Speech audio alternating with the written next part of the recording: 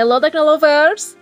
Setelah resmi dilantik menjadi Komandan Jenderal Kopassus pada 8 April 2022 lalu, Brigjen Iwan Setiawan kini menjadi sorotan. Banyak yang penasaran dengan sosoknya. Lantas, siapakah sosok Brigjen Iwan Setiawan ini? Seperti apa perjalanan karir dan juga kekayaannya? Yuk langsung saja kita lihat berikut ini.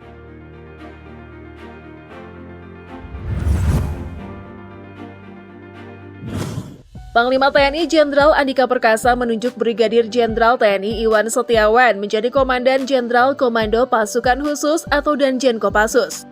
Penunjukannya tersebut tercantum pada keputusan Panglima TNI nomor Kap/271-3/2022 tentang pemberhentian dan pengangkatan dalam jabatan di lingkungan Tentara Nasional Indonesia. Dilansir dari Kompas.com, Brigjen Iwan Setiawan menggantikan Mayor Jenderal Widi Prasetyono yang dipercaya menjadi Pangdam 4 Diponegoro dengan menggantikan Majen Rudianto. Sementara pergantian pucuk pimpinan Korps Baret Merah sendiri memang telah dikonfirmasi oleh Kepala Dinas Penerangan Angkatan Darat atau Kadispenad Brigjen Tatang Subarna. Bagi kalian yang belum tahu siapakah Danjen Kopassus Iwan Setiawan, berikut akan kita bahas profilnya. Dilansir dari tni.ad.mil.id, Danjen Kopassus TNI Iwan Setiawan merupakan putra kelahiran asal Bandung, Jawa Barat.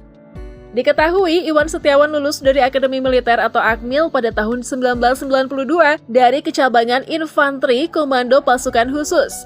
Jabatan Iwan Setiawan ini lebih banyak di lingkungan Korps Baret Merah Kopassus. Dalam perjalanan karirnya, Iwan Setiawan pertama kali mengemban jabatan sebagai Dan Unit Grup 2 Kopassus terhitung mulai pada tanggal 1 Januari 1993. Pada tahun berikutnya, pada 1 September 1995, Iwan Setiawan menjabat sebagai Pama Grup 1 Kopassus. Ia kemudian menjabat sebagai Dantim 5-2-41 Grup 1 Kopassus dan Danki 1 Yon 13 Grup 1 Kopassus, masing-masing pada tahun 1996 dan 1998. Kemudian pada tanggal 5 Februari tahun 2000, Iwan Setiawan mendapat kepercayaan untuk bertugas sebagai Palat Sima Denma Grup 1 Kopassus. Tak hanya itu saja, ia mendapat jabatan berikutnya yang diemban yakni Kasih Ops Grup 1 Prako Kopassus pada 2002, dan Yon 12 Grup 1 Kopassus pada 2004, dan Pamen Kopassus atau Dikseskoad pada tahun 2007, dan pada 5 November 2007, Iwan Setiawan ditunjuk sebagai Dansesko Pusdikpassus. Tak sampai di situ saja, Iwan Setiawan juga pernah menjabat sebagai Danyon 22 Grup 2 Kopassus, tepatnya pada 15 Maret 2008. Di tahun berikutnya atau tepat pada tahun 2009, Iwan Setiawan dipercaya sebagai Dansespes Pusdikpassus. Kemudian jabatan Wadan Grup 2 Kopassus dan Wadan Pusdikpassus juga pernah diemban oleh Iwan Setiawan pada tahun 2010 dan 2011. Lalu Iwan Setiawan juga pernah mengemban tugas sebagai Dan Brigif 22 OTA Manasa mulai 7 Agustus 2012 dan sebagai Dan Brigif 22 Omsdam 7 WRB pada 19 November 2012. Pada 25 November 2013, Iwan Setiawan menjabat sebagai Asops Kasdam 4 Diponegoro. Kemudian itu Iwan Setiawan pun pernah menjabat sebagai Danrindam Jaya pada tahun 2015. Sebelum akhirnya ditunjuk menjadi Danrem 052 Wijaya Krama pada tahun 2016. Selanjutnya, Iwan Setiawan ditugaskan sebagai Pamen Denma Mabesat dalam rangka mengikuti pendidikan Lemhanas. Dia lalu menjabat sebagai Komandan Korem Danrem 173 Praja Vira Braja pada 2020 hingga 2021. Diketahui sebelum dipercaya oleh Panglima TNI menjabat sebagai Danjem Kopassus, Iwan Setiawan bertugas sebagai Wakil Asisten Latihan Kepala Staf Angkatan Darat atau Waaslan Kasad Bidang Kerjasama Militer atau Kermamil. Sebagai seorang anggota perwira TNI AD, tentunya Iwan Setiawan pernah merasakan menjadi anak buah Menteri Pertahanan Indonesia saat ini, yaitu Prabowo Subianto, ketika masih menjabat sebagai Komandan Jenderal Danjem Kopassus. Diketahui pada periode tersebut, Prabowo pernah membuka seleksi untuk membentuk tim ekspedisi pendakian Gunung Everest, yang dimana gunung ini terkenal akan ketinggiannya di dunia yang terletak di perbatasan antara Tibet dan Nepal.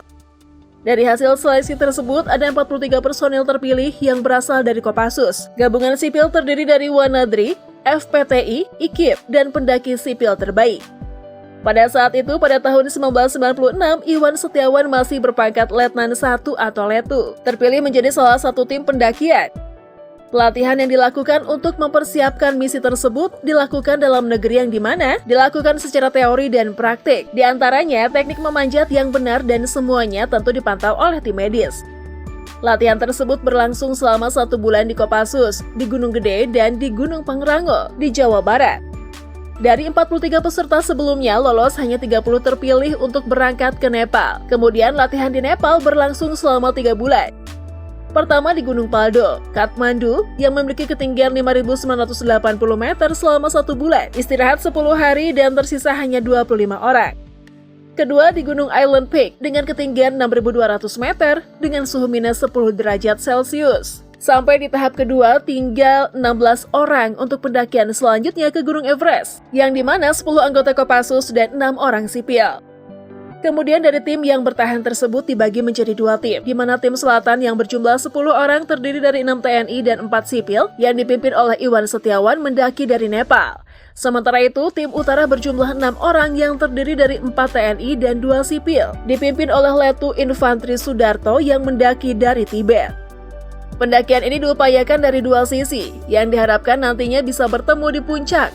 Perjalanan menuju puncak Gunung Everest ini sekitar 1 bulan, hingga akhirnya tim bisa mencapai Gunung Everest dan mengibarkan bendera merah putih dan mengabadikan momen tersebut lewat dokumentasi sekitar 10 menit. Berhasil menuju puncak Gunung Everest dan mengibarkan bendera merah putih adalah pengalaman yang sangat tak terlupakan bagi Iwan Setiawan.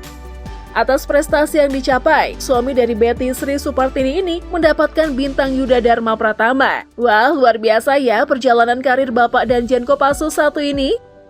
Setelah resmi diangkat menjadi Danjen Kopassus, Iwan Setiawan belum melaporkan harta kekayaan ke KPK. Sementara ketika ditelusuri, harta kekayaannya tidak tercantum nama Iwan Setiawan di situs laporan harta kekayaan penyelenggara negara atau LHKPN, Komisi Pemberantasan Korupsi atau KPK. Padahal diketahui, sesuai dengan Undang-Undang Nomor 28 Tahun 1999 mengenai penyelenggara negara yang bersih dan bebas korupsi, kolusi dan nepotisme, maka Iwan Setiawan wajib melaporkan harta kekayaan yang dimiliki ke Komisi Anti Rasuah. Apalagi Iwan Setiawan termasuk jajaran pejabat publik.